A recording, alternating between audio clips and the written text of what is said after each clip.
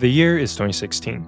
Pokemon Go just dropped. Everyone is crying over your name in a silent voice. PPAP has become a global phenomenon. The first seasons of My Hero Academia, Konosuba, and ReZero have just been released, and you couldn't escape the koi dance.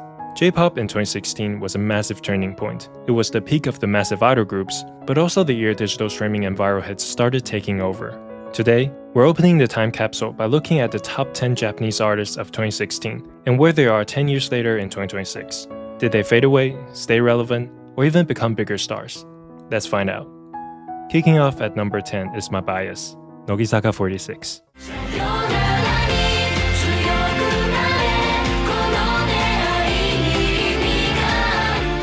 Nogizaka was introduced in 2011 as the official rival of AKB48, who has become the definition of Japanese idols, and stands at the pinnacle of J-pop.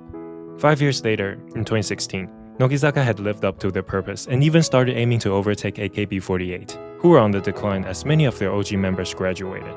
They dropped Sayonara no Imi, an incredibly beautiful song in its own right. But for the fans, it's especially emotional because it marked the end of popular member Hashimoto Nanami's career.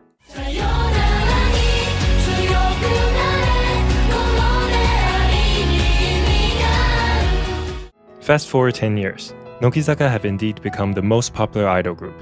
In fact, they surpassed AKB almost right after 2016.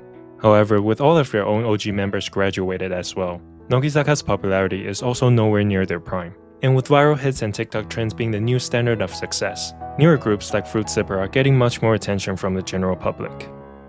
At number 9, the queen of J-pop, Utada Hikaru.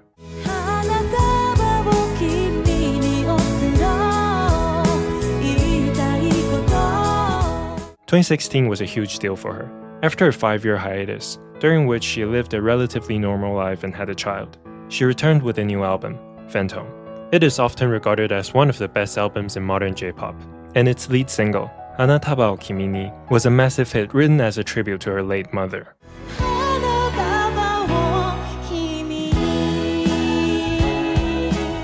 10 years later, and Utada Hikaru's legendary status and influence on the industry have only grown with every single and album release. She also collaborated with Yonezu Kenshi on the Chainsaw Man movie ending theme, Jane Doll, back in 2025, which I listed as my favorite song of the year in my last video. At number 8 is the band behind some of the greatest love songs in J-pop history, Back Number.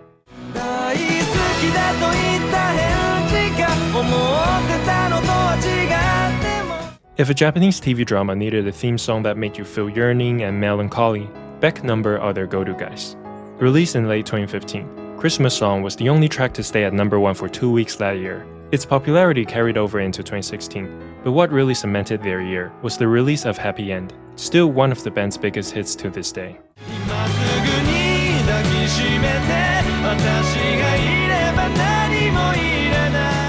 In the blink of an eye, it's 2026.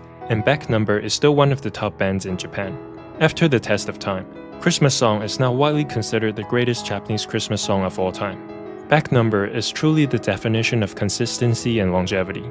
It seems like they're releasing hit songs almost every year, and even reaching new heights more than 10 years into their career, something very few bands are able to achieve. Number 7, The Legends, Arashi.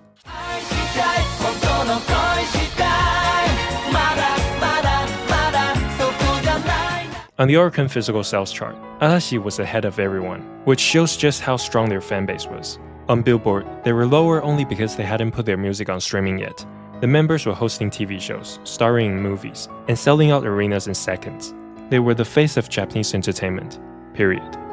At the end of 2020, Arashi went on an indefinite hiatus, with the members wanting to focus on their own careers after being together for 20 years. However, since COVID prevented them from meeting their fans in person, in 2025, they announced the final tour to be held in 2026. Number 6, Wano Kuroku.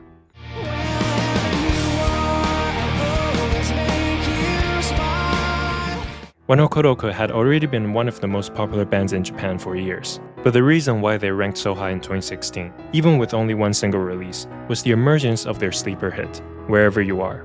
The ballad was released in 2010, but when it was used in the Docomo commercial, it became one of the most popular love songs of the late 2010s and stayed in the top 100 for more than 4 years. 家族の感情をつなぐもの iPhone6S と iPad Air 2は家族まとめて割で。Ever since 2015, Wanokoroka has been slowly moving away from Japanese rock to integrate more Western elements to appeal to the Western audience.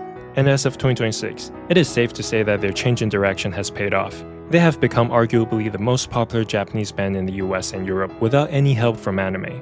Their relevance in Japanese mainstream music may have waned and alienated some older fans during their search for international audience, but they are bigger globally today than they ever were in 2016.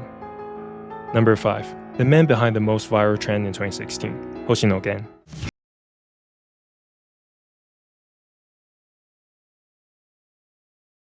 You cannot escape Koi around 2016 and 2017, the theme song for a super popular drama that Hoshino Gen also starred in. The Koi dance was the TikTok trend before TikTok even existed. It's one of the biggest songs in J-pop history and turned him from a respected musician into a bona fide superstar.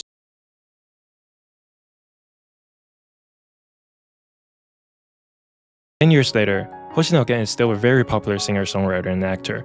For what he has been through in his life, I'm genuinely happy he is where he is and happily married to Gaki. At number 4, Sandaime Jisoo Brothers.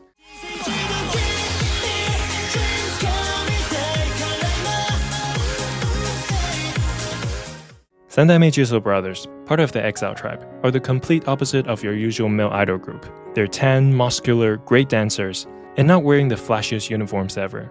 Their dominance around the mid-2010s comes from having a strong fanbase and their 2014 hit song, Ryuse, which went viral for its dance moves, similar to Koi.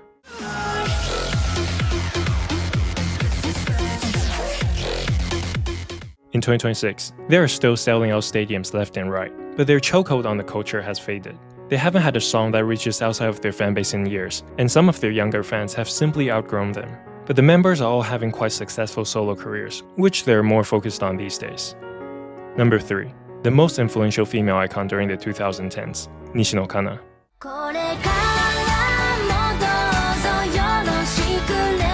Kana Yang is arguably the most prominent female singer of the 2010s. She gained a massive female fanbase through her iconic, relatable love songs and status as a fashion icon. In September of 2015, she released one of her biggest songs ever, Torisetsu, an incredibly catchy and wholesome song about reading the manual for a relationship. The song's popularity carried over into 2016 and landed her the 3rd place.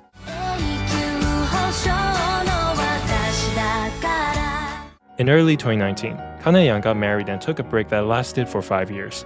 She hasn't been back long, so it's too early to tell how relevant she is in 2026, especially since the world is a very different place from when she left. But based on the streams and views of her songs and music videos that are finally available on streaming platforms, I'd say she's still immensely popular.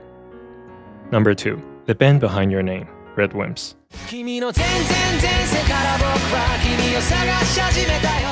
I didn't realize your name was 10 years old until I made the Red Wimps video. It really still feels like yesterday when I saw this life-changing movie. The animation, the art, and the music are still mesmerizing. A lot of people also share my opinion back in 2016, as your name became a defining chapter in Japanese cinema history and propelled Red Wimps to global fame, alongside the movie's soundtracks.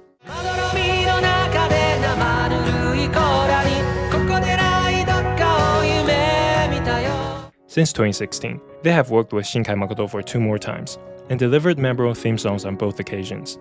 They've only just released a 20th anniversary tribute album featuring some of Japan's biggest artists. So even though they're not at the same height as they were 10 years ago, especially with Suzume turning 4 years old, they have firmly established their legendary status in the industry. And finally, the number 1 artist of 2016, AKB48.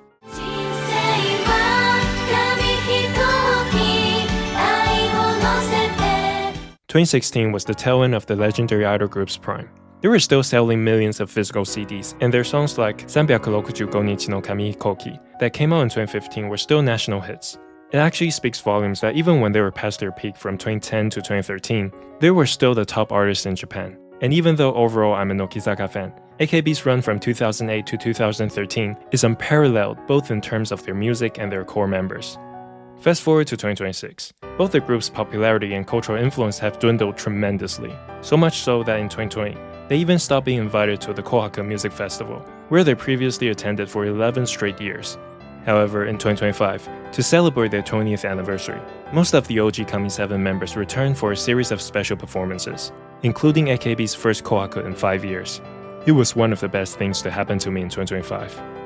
10 years is a long time, especially in music. We saw massive idol groups rise and fall, rock bands go global, and legends take breaks and return. If you like this trip down memory lane, consider hitting like and subscribe. Thanks for watching. This has been Cushion. See you next time.